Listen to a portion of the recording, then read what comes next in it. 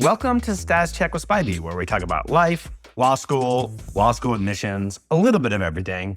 Today's mostly going to be law school admissions. The title of this podcast is How Important is Work Experience in the Admissions Process? I say mostly because I have a feeling I'm going to talk a little bit about how to get a job. I used to also be a Dean of Career Services, so hopefully I'll throw in some of that. But let's talk about the admissions process. Obviously, there's been change, which is why this has been the topic of the year almost, it seems like. I mean, there was the SCOTUS change, but the change that elicits this conversation is mostly around the fact that U.S. News just eviscerated what they call selectivity, which is the three measurements of inputs, LSAT, GPA, and selectivity itself.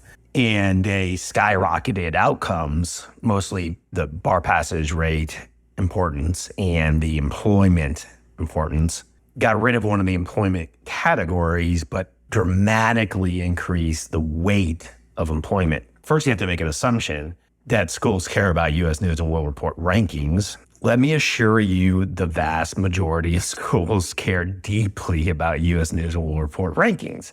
It's how they fundraise, student morale increases, faculty morale increases, you can hire more faculty, et cetera, when you're higher ranked. And there's a lot of pressure from your board, from your president, who you report to, or the provost, to at least, at minimum, hold par on rankings, but most often to improve in rankings. So I've worked with 35 different law schools in various capacities. There's only one law school I ever worked with that couldn't care less about rankings, and it's because they were on ABA probation. All they cared about was improving their bar passage, which they did dramatically because their dean was a wonderful person who had really good strategic thoughts on how to improve the law school, and they did. And they got off ABA probation. Every other law school, to some extent, has expressed, hey, it would be great if we went up in the rankings. So if you make that assumption and you look at the increase in the employment category of U.S. News rankings, your first thought is going to be, well, okay, what correlates the most with jobs? So that's a question, because the answer from an objective data point is going to be LSAT. Maybe, because it's a squiggly line, and I'll tell you what I mean by that. I used to have all these numbers memorized, particularly when I was in law schools. LSAT's a pretty good predictor of first-year grade performance. It's a better predictor than undergrad GPA, which might be why U.S. News values it 1% more than undergrad GPA in the weight category. Nothing's a great predictor. I think my best guess is if you average this out over many years, LSAT plus GPA predict about 50% of your first year GPA. Why is it only 50%? Because you cannot test for motivation. You cannot test for people who mature.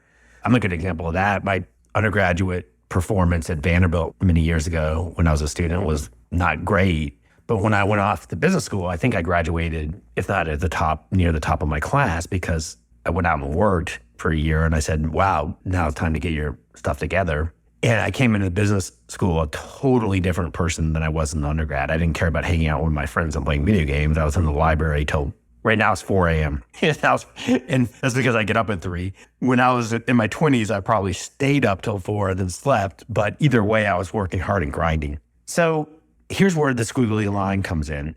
And yes, your first year performance predicts OCI jobs very well, but nationwide, only about 10% of students get jobs through OCI, which means on-campus interviews, which means firms are coming and recruiting you in various shape, forms, or manner, whether it's in person or over video interviews. Now, obviously that varies from school to school. In elite school, maybe like 40% of their students get jobs through OCI, and then maybe some schools is 5%, but nationwide, the average is 10%. So look, again, let me just stress, the most important part of the admissions process, and this will ring true this cycle, although it's going to be a little bit less important, particularly as the cycle drags on, is your stats. You always want to have strong stats. They can't hurt you, and very likely they're going to help you, particularly the early admits. Admissions officers are entirely used to admitting based on these objective data and then reading the early year application. But the objective data is what they look at first. It's what they sort by. So you want a strong LSAT score. You want a high GPA, ideally. There's probably, if you're listening to this podcast and you're applying this cycle, there's probably not much you can do about your GPA, but put forth your best LSAT score. If you're going to throw money into the process, throw it into your LSAT prep first, of course. But if 20% of the class is hired through OCI, the top 20%, it's irrelevant if that school's median LSAT is a 156 or a 176. What do I mean by that? LSAT does predict first-year performance, but if the median LSAT is centered around any bandwidth, the top 20% are going to be the top 20%, which means 80% correlated with your LSAT score are going to be getting jobs not based on their first-year GPA, OCI. See what I mean by a squiggly line? LSAT matters for employability, but it matters because, one, the schools with the higher LSAT scores, medians, tend to be the higher ranked schools, so that more of their students get jobs through on-campus interviews.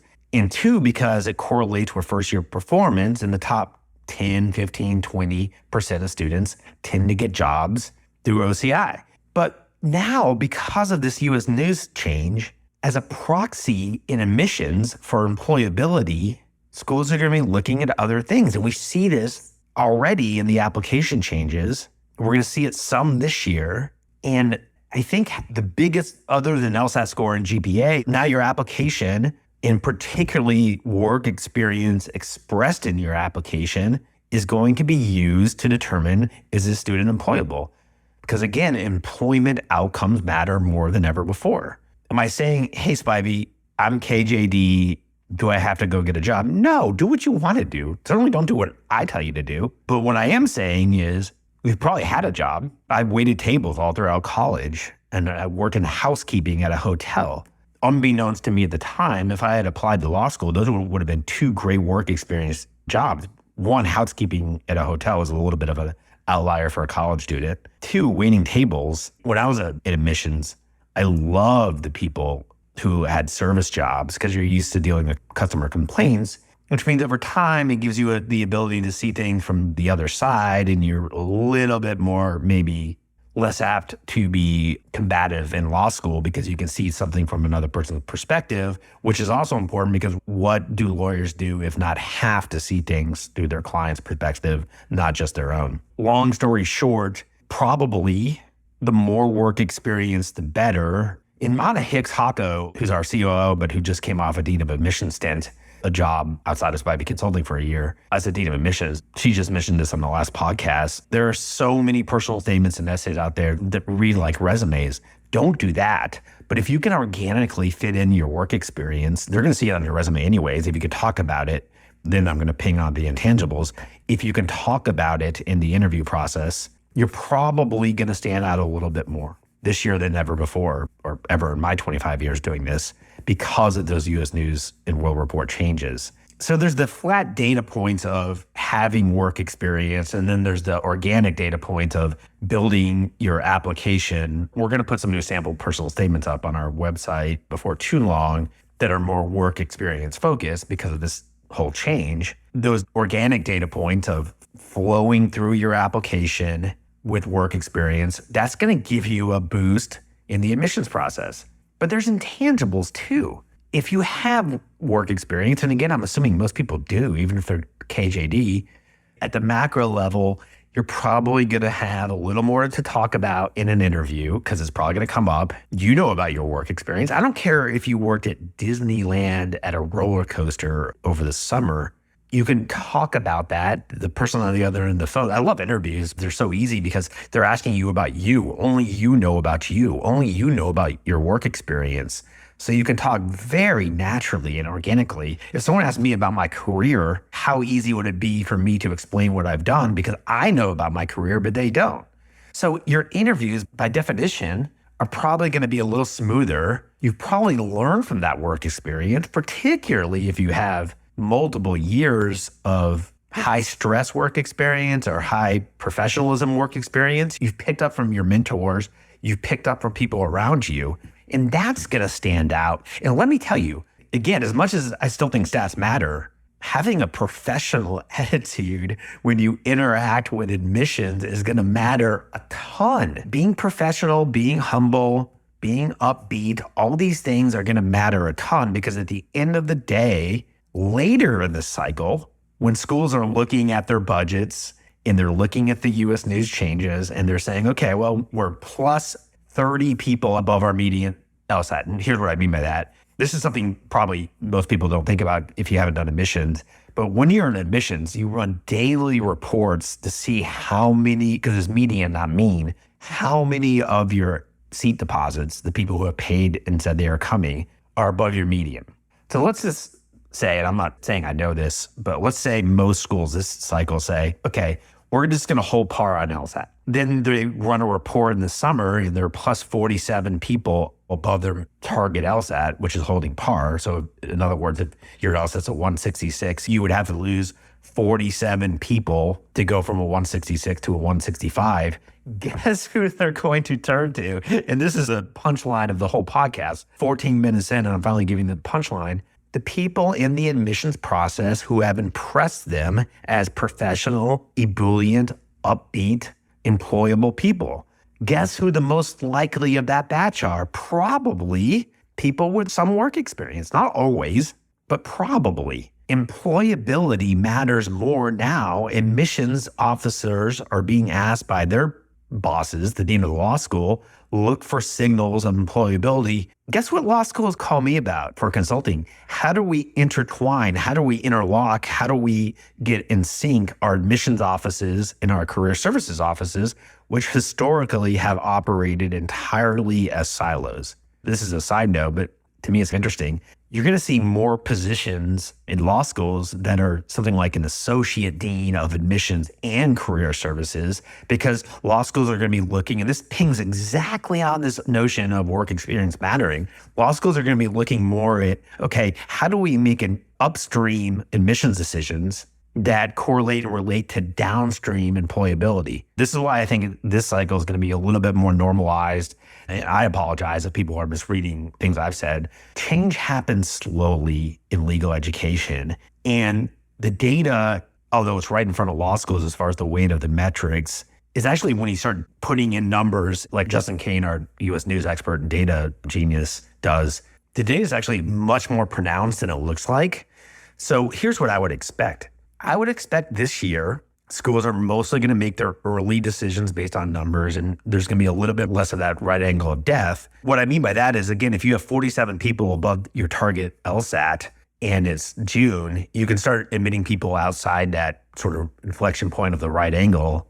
Unlike years past where you saw no admits of people below that inflection point, you're going to see more admits outside that right angle. So for lack of a better word, I think now is being a curved angle of death, but it won't be that pronounced this year. But next year, when schools see what happens in the rankings, and the schools that went up +1, +2 LSAT, but didn't improve their employability, they're going to go down in the rankings. We have already played out these scenarios. We've already plugged in the data and hypothetical scenarios. So then next year, you're really going to see a shift, I think, towards deans of law schools who have enormous pressure on them to improve the school rankings. Say to admissions and career services, our admissions numbers do not impact our rankings that much. It's almost a rounding error for a raw score. Find us people who can get jobs. For the record, these are just my instincts. And next cycle is out there in the future. The further you get out in the future, the harder this stuff gets to predict. I've been wrong before. And even if I'm right in this static moment, US News and World Report could change the weights again, or they could even change the metrics. We're going to keep updating podcasts to be determined. This is not an absolute. This is just where things are trending right now. So this year, I still think it's going to be a slow cycle because of all the change in essays, the change in applications. Someone asked, why did the LSAC August virtual test failure debacle slow the cycle down? I think schools are going to want to see if LSAC releases data on the virtual test taker LSAT scores versus the in-person. If there's a dramatic difference, LSAC historically doesn't share that kind of data. Any sort of data that makes the LSAT look flawed, LSAC goes to great lengths to obscure, not just from you all, but from law schools and from pre-law advisors. At least there's a precedent for that. I can't say that they're still going to do that. But if there's a huge score differential between virtual takers and in-person takers, that's statistically significant, law schools are going to want to know about that, because it doesn't necessarily mean that the virtual takers, let's say, have a -4 LSAT average, and that would be extreme, versus the in-person. It doesn't mean that they're 4 points less capable of scoring on the LSAT. It could be that they sat there in a chair for 6 hours, traumatized because their proctor never showed up and LSAC never released a statement, so they couldn't move. So then when they retook it in a week, they had this psychological trauma.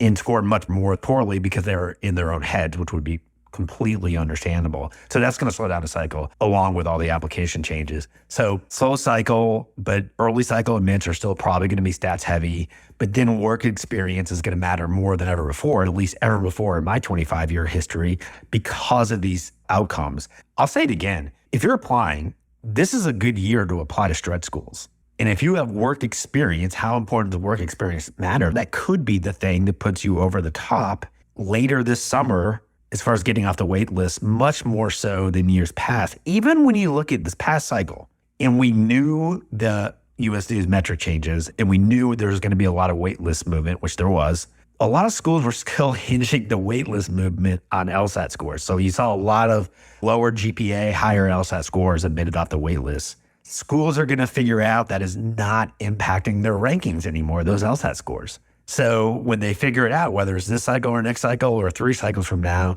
the people admitted later with lower GPAs and maybe lower LSAT scores are going to be the people with work experience. Work experience is important. I'll end on this note. What prompted me to do this was a thread that said something like the reason why people devalue work experience is because most of the people on Reddit are age 18 to 22 or whatever. Maybe that's true, maybe that's not. I would say this. If you're 18 years old, you probably have work experience, right? You deliver papers or mowed people's yards or whatever. If you're 22 years old, you probably have work experience. If you're 30 years old and you have 8 years work experience, you're probably going to get a bump in admissions. But almost everyone listening to this podcast, I just think you want to put some sort of shine in your application, some sort of putting your best foot forward towards your professionalism, which also means, just as a side note, if you're just constantly saying things on Reddit, if a law school knew your name would reflect poorly on you, don't do it. Now's the time to be the most professional person you can be, because professionalism really does translate to employability, and employability is the new name of the game. Hope this was helpful. This was unscripted, again, 4 a.m. On a side note, since we're talking about work, most people listening to this are going to have much more important jobs than I do, right? Every time I watch a Netflix documentary, you're going to be called upon to save someone's life or life in imprisonment or get them out of prison or work for the government in high-level leadership roles. I bring this up because you're going to have a lot of 4 a.m. mornings too in your future. I cannot stand when older people tell younger people, don't be a lawyer. It's not what it used to be. How do they know? You need to be a lawyer first until you know whether you want to be a lawyer or not. That said, I do think there is some importance to the awareness of you're going to have some long hours in your career. And again, you can express that you've done that already in your application. The more you can express that you're a grinder, and that's going to help you actually get stronger grades in law school and be more employable, probably the better. So this is Mike Spivey signing off at 4 a.m. I hope this was helpful.